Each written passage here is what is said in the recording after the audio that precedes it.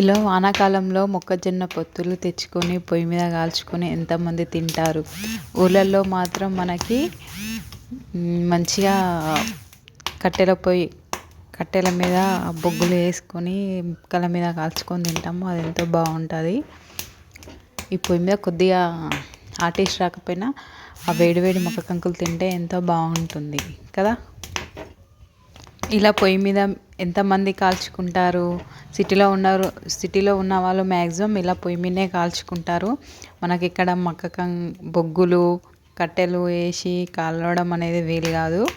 అందుకే ఇలా పొయ్యి మీదనే కాల్చుకొని తింటారు. వీటిని ఇంకా మక్క గారెలు చేసుకుంటే కూడా చాలా బాగుంటుంది. ఈ వానాకాలం సీజన్లో మొత్తంలో మొక్కజొన్న కంకులు మక్క గారెలు చాలా ఫేమస్ కదా. తెలంగాణలో అయితే ఇంకెక్కువ ఫేమస్.